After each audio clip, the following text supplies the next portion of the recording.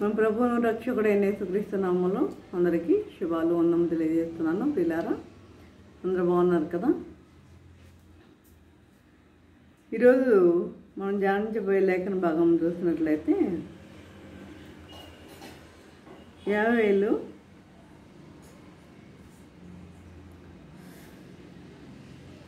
మొదటి అధ్యాయం 14వ వచనము. ఉపవాస దినము ప్రతిష్ఠించుడి, వ్రత దినము ఏర్పరచుడి, యెహోవాను బతిమాలుకొనుటకై పెద్దలను దేశంలోని జనులందరినీ మీ దేవుడైన యెహోవా మందిరములో సమకూర్చుడి. దేవుడి పరిశుద్ధ వాక్యం దీవించను గాక. ఆమేన్. ప్రార్థన చేసుకుందాం. పరిశుద్ధుడా, ప్రేమగల తండ్రి, నీ పరిశుద్ధ పాదం స్తోత్రం దేవా ప్రభా. తండ్రి, ఇంతవరకునైనా ప్రభా మమ్మల్ని సజీవుల గురించి నిర్ధారణ బట్టినైనా మీకు ఉన్నాం తెలియజేసుకుంటున్నాం తండ్రి. ఇదిగోనైనా తండ్రి వాక్యం మేము ధ్యానించుకుంటుండగా మీరు మాతో ఉండి నడిపించండి ఆయన ప్రభా. ప్రతి ఒక్కరి తండ్రి వినగల జీవులు గ్రహించగల మనసులో వాక్యానుసారంగా జీవించే జీవితం దయచేయమని మా ప్రభు నేసిన దశమాలు వినముగా వేడుకొంచున్నాము తండ్రి. ఆమేన్.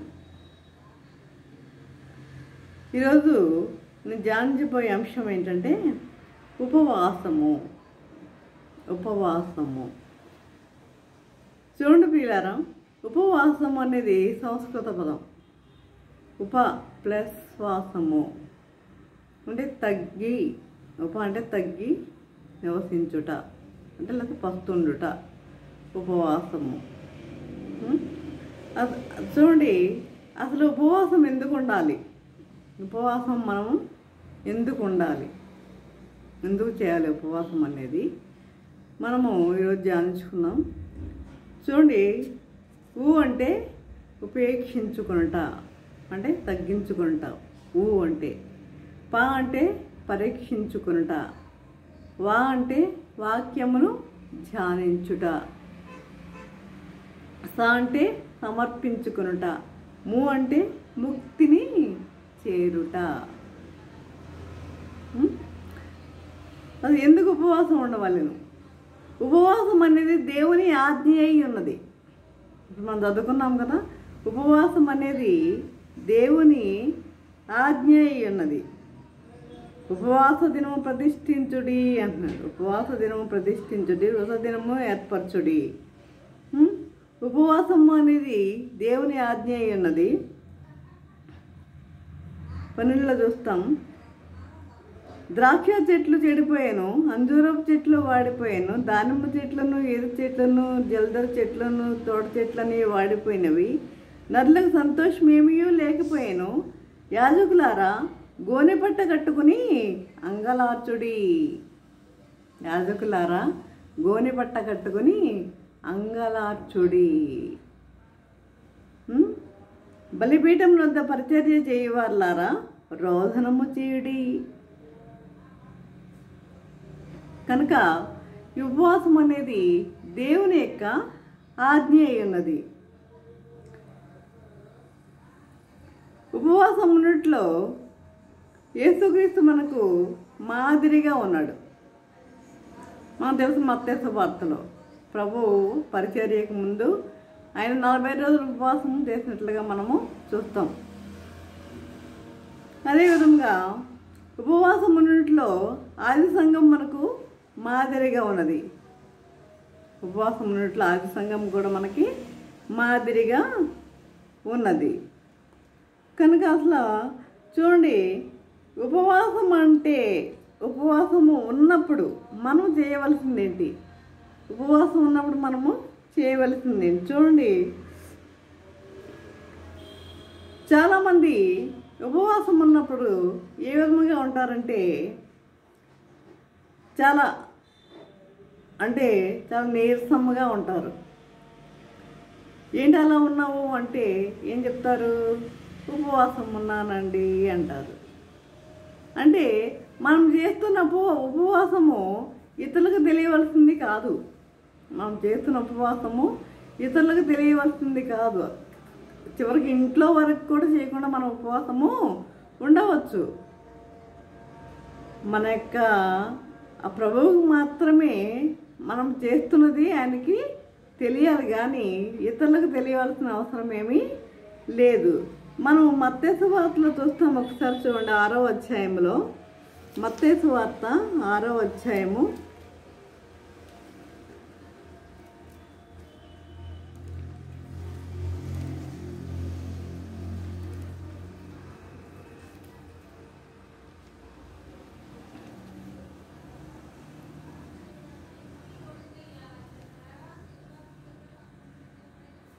16, 17 వచనం చూద్దాం.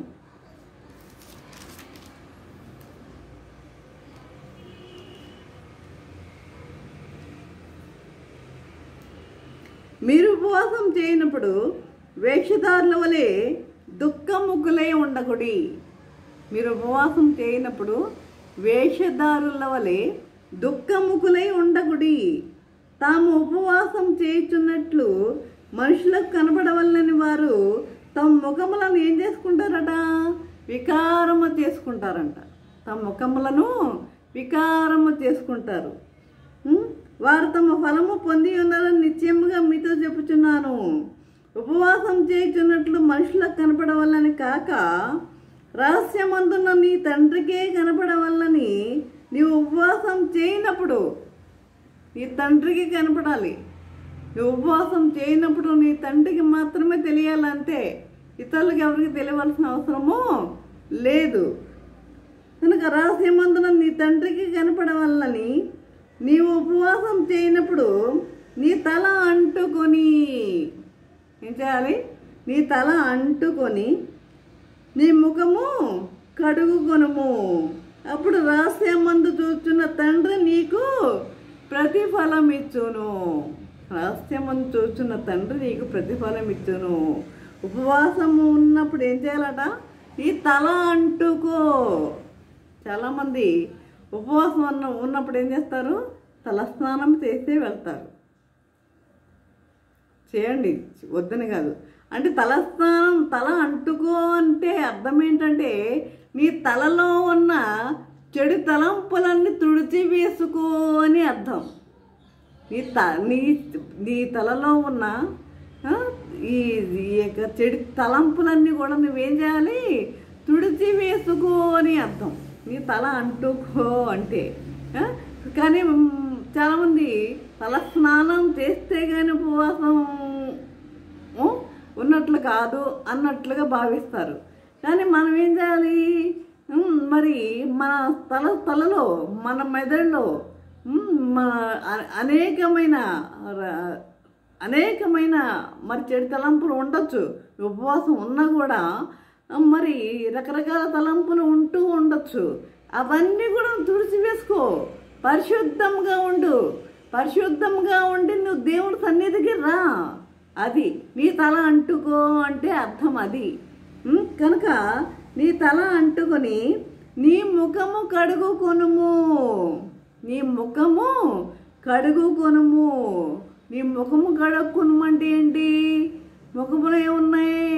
కళ్ళు ఉన్నాయి, ముక్కు ఉంది, నోరు ఉంది, చెవులు ఉన్నాయి కదా. మరి వీటి ద్వారా మనం ఏం చేస్తున్నాం? కంటి ద్వారా చూడరాని దృశ్యాలు మనం చూడవచ్చు. మరి అదే విధముగా చెవి ద్వారా వినరాని మాటలు మనం వినవచ్చు. నోటి ద్వారా మరి మనం ఇష్టం వచ్చిన మాటలు కూడా మరి మాట్లాడే అవకాశం కూడా ఉంది. ఇవన్నీ కూడా మనం ఏం చేయాలి? ఈ జ్ఞానేంద్రియాలన్నీ కూడా ఇవన్నీ మనము శుభ్రం చేసుకోవాలి. నువ్వు ఉపవాసం అంటే ఏంటంటే ఇవన్నీ కూడా నువ్వు శుభ్రం చేసుకునే వారిగా ఉండాలి. ఆ రోజే మాత్రమే కాదు, నువ్వు ఆ ఉపవాసం ఉన్న తర్వాత కూడా నువ్వు ఎప్పుడు కూడా ఎలా ఉండాలి? పవిత్రంగా జీవించడానికి నువ్వు సిద్ధపడి ఉండాలి. ఆ విధముగా ఉండాలని ప్రభువు తెలియజేస్తున్నాడు. కాబట్టి నీ ముఖము అంటుకొని నీ తల అంటుకొని నీ ముఖము కడుక్కొనుము. అప్పుడు రహస్యమందు చూస్తున్న తండ్రి, ఎప్పుడైతే నువ్వు పవిత్రంగా నువ్వు ఉన్నావో, పరిశుద్ధంగా ఎప్పుడైతే నీవు ఉన్నావో, అప్పుడు నీలో ఉన్న పాపమంతా నువ్వు తొలగించుకున్నావో, అప్పుడు నీ తండ్రి రహస్యమందు చూస్తున్న తండ్రి నీకేమిస్తాడు? ప్రతిఫలం ఇస్తాడు అంటున్నాడు. ప్రతిఫలము ఇచ్చును.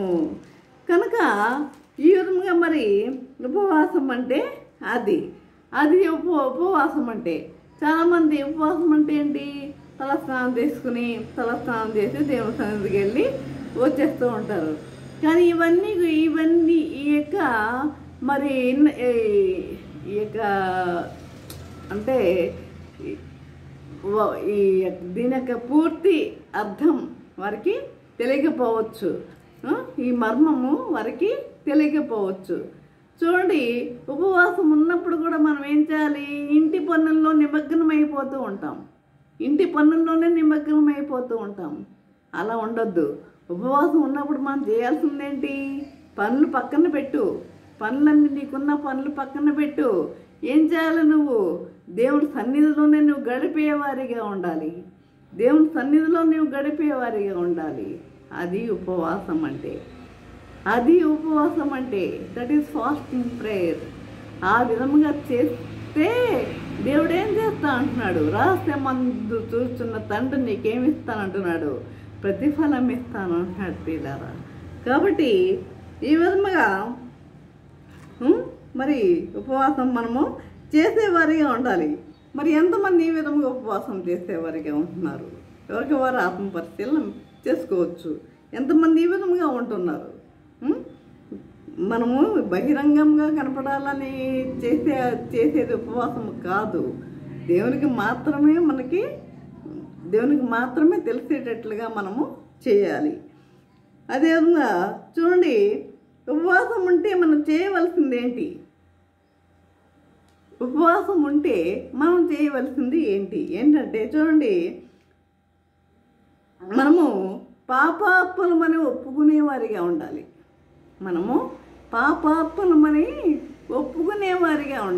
చూడండి, ఈ లోకములో నీతిమంతులు ఎవరు కూడా లేరు. మనం రోమపత్రికలో మనం చూస్తాం, 3వ అధ్యాయము 23వ వచనంలో అనుకుంటా. మరి పాపాత్ములు మనము ఒప్పుకునేవారిగా ఉండాలి.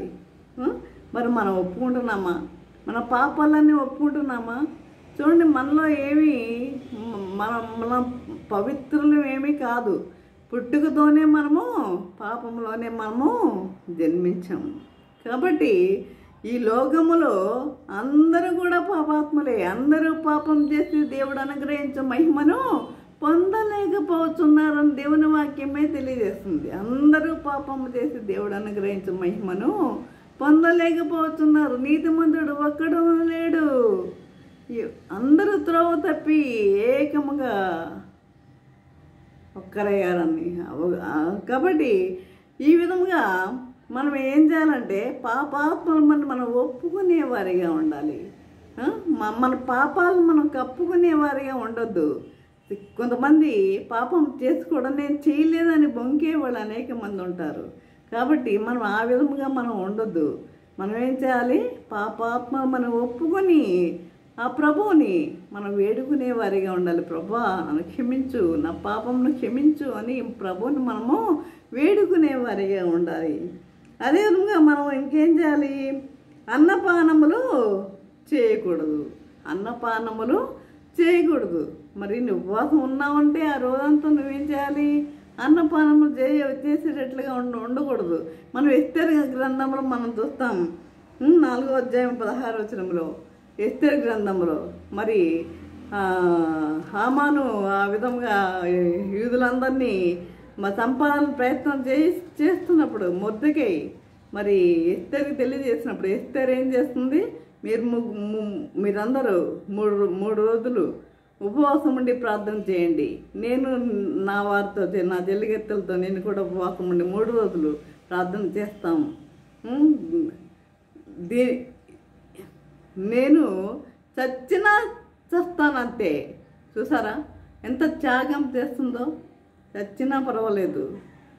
అంటే ఇక్కడ రాజు దగ్గరికి వెళ్ళాలి అంటే చివరికి భార్య అయినా ఆయనకు అనుమతి లేకుండా వెళ్ళడానికి అక్కడ ఆస్కారం అనేది లేదు. కాబట్టి నేను చనిపోయినా పర్వాలేదు, నేను తప్పనిసరిగా అందరినీ కూడా కాపాడడానికి నేను ప్రయత్నం చేస్తా, నేను ఉపవాసం ఉండి ప్రార్థన చేస్తా అని చెప్పి 3 రోజులు మరి మొర్దెకై వాళ్ళు మరి ఎస్తేరు చెలికెత్తలు అందరూ కలిసి ప్రార్థన చేశారు. మరి ఆ విధంగానే రాజు యొక్క ప్రేమను పొందుకోగలిగింది. మరి అదే విధంగా హామాను హతుడయ్యాడు. కాబట్టి దేవునికి అసాధ్యమైనది ఏమైనా ఉందా? లేదు. దేవునికి అసాధ్యమైనది ఏమీ కూడా లేదు ఈ లోకంలో. కాబట్టి మనం ఏం చేయాలంటే దేవుని యందు మనం భయభక్తులు కలిగి మనము జీవించేవారిగా ఉండాలి. దేవుని యందు మనం భయభక్తులు కలిగి జీవించేవారిగా ఉండాలి. ఆ విధంగా ఉండాలని ప్రభువు కోరుకుంటున్నాడు ప్రియులారా. ఇంకా చూసినట్లయితే చూడండి, ప్రార్థనా విజ్ఞాపనలు చేయుటకై ఉపవాసం ఉండవలెను. ప్రార్థనా విజ్ఞాపనలు చేయుటకై ఉపవాసం ఉండవలెను. ఒకసారి ఇది కూడా చూద్దాం. దానియేలు గ్రంథము 9వ అధ్యాయం 3వ వచనంలో చూసినట్లయితే, దానియేలు గ్రంథము 9వ అధ్యాయము 3వ వచనము,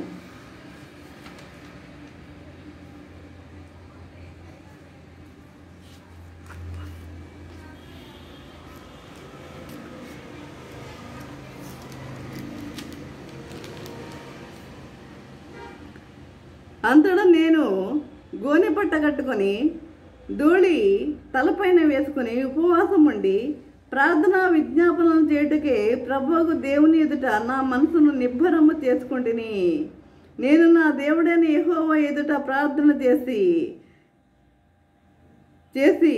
ఒప్పుకున్నది ఏమనగా, ప్రభువా, మహత్యము కలిగిన భీకరుడవగు దేవా, నీ ఆజ్ఞలను అనుసరించి నడుచుకుని వారి ఎడల నీ నిబంధనను నీ కృపను జ్ఞాపకము చేయువాడా, మేమైతే నీ దాసులకు ప్రవక్తలు నీ నామమును బట్టి మా రాజులకును మా అధిపతులకును మా పితరులకును యూదయ దేశ జనులందరికీ నీ చెప్పిన మాటలను ఆలకింపక నీ ఆజ్ఞలను నీ విధులను అనుసరించటం మాని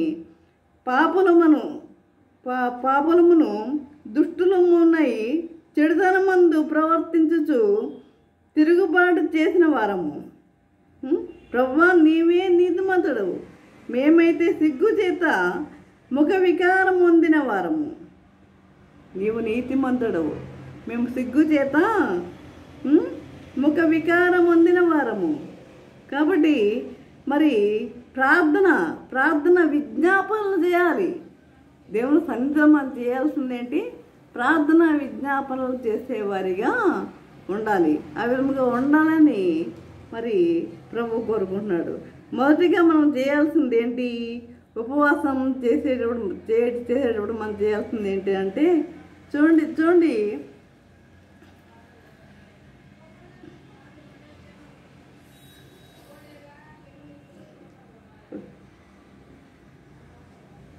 యోవేలు గ్రంథము 2వ అధ్యాయము 12వ వచనం, ఇప్పుడైనా మీరు ఉపవాసం ఉండి కన్నీరు విడుచుచు దుఃఖించుచు మనఃపూర్వకంగా తిరిగి నా యొద్దకు రండి. ఎవరిలో అయినా తప్పులున్న ఎడల, పాపమున్న ఎడల మీరు ఏం చేయాలి? కన్నీరు విడుచుచు దుఃఖించుచు మనఃపూర్వకంగా తిరిగి నా యొద్దకు రండి. ఇదే యెహోవా వాక్కు. మీ దేవుడైన యెహోవా కరుణా వాత్సల్యములు గలవాడును, శాంతమూర్తియు, అత్యంత కృపగలవాడునై ఉండి తాను చేయనుద్దేశించిన కీడును చేయక పశ్చాత్తాపపడును. తాను కీడును ఉద్దేశింపక ఏం చేస్తాడంట? కీడును చేయక పశ్చాత్తాపపడును. కనుక మీ వస్త్రములు కాక మీ హృదయములను చింపుకొని ఆయన తట్టు తిరగండి. మీ వస్త్రములు కాదు చింపుకునేది. ఏం చింపుకోవాలి? మీ హృదయములను చింపుకొని ఆయన తట్టు తిరుగుడి. ఒకవేళ ఆయన మనసు త్రిప్పుకొని పశ్చాత్తాపడి మీ దేవుడైన యెహోవాకు తగిన నైవేద్యమును ప్రాణార్పణమును మీకు దీవెనగా అనుగ్రహింపడని ఎవడు చెప్పగలడు? ఆయన తప్పనిసరిగా మీకు అనుగ్రహిస్తాడు ఆయన. కరుణా వాత్సల్యములు గల దేవుడు ఆయన. కాబట్టి మీకు దీవెనగా అనుగ్రహించును, పానార్పణమును మీకు దీవెనగా అనుగ్రహించును. అనుగ్రహింపడని ఎవడు చెప్పగలడు? కాబట్టి మనం ఏం చేయాలి? ముందు చేయాల్సింది ఏంటంటే ఉపవాస దినాన్ని మనం ఏం చేయాలి? ప్రతిష్ఠించాలి. ఉపవాస దినం ప్రతిష్ఠించుడి, వృత దినము ఏర్పరచుడి, యెహోవాను బతిమాలుకొనుటకై, ఆయన బ్రతిమాలుకొనుటకై పెద్దలను దేశంలోని జనులందరినీ మీ దేవుడైన యెహోవా మందిరములో సమకూర్చండి. కాబట్టి ఈ విధముగా మనం ఉపవాసము చేసేవారముగా ఉండాలి ప్రియులారా. ఈ విధంగా ఉండాలని ప్రభు కోరుకుంటున్నాడు. ఆయన బ్రతిమాలుకోవాలి, ఉపవాసం ఉండి ఆయన బ్రతిమాలుకునే వారిగా ఉండాలి. మరి బ్రతిమాలుకుంటున్నారా? ఆ విధంగా మరి దేవుని సన్నిధిలో అందరినీ సమకూరుస్తున్నారా? ఆ విధంగా సమకూర్చి ఆయన బ్రతిమాలుకునే వారిగా ఉండాలి.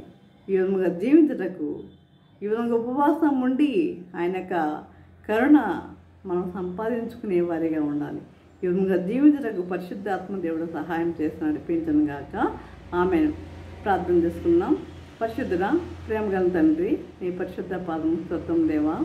ప్రభా తండ్రి, దొరుకునైన ప్రభా, నీ వాక్యం దొరుకుతండి మాతో మాట్లాడిన విధానం బట్టి నాయన మీకు వందనం తెలియజేసుకుంటున్నాము నాయన తండ్రి. ఇదిగో తండ్రి, ఉపవాసం గురించి మేము ధ్యానించుకుని ఉన్నాము నాయన ప్రభా. తండ్రి, ఉపవాసం అంటే ఏమిటో అనే విషయము ధ్యానించుకున్నాము నాయన ప్రభా.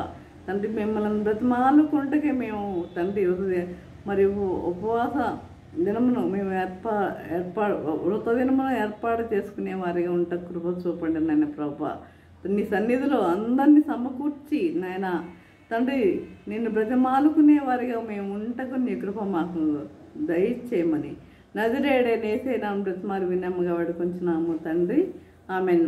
తండ్రి అయిన దేవుని ప్రేమయు, కుమారుడైన యేసుక్రీస్తు కృపయు, పరిశుద్ధాత్మిక అన్యోన్య సహవాసము, సకల దీవెనలు సదాకాలము ప్రభా. తండ్రి, ఎంతమంది అయితే ప్రభా వాక్యం విని ఉన్నారో ప్రతి ఒక్కరికి తోడు నిలిచిండను గాక. Amen, amen, amen.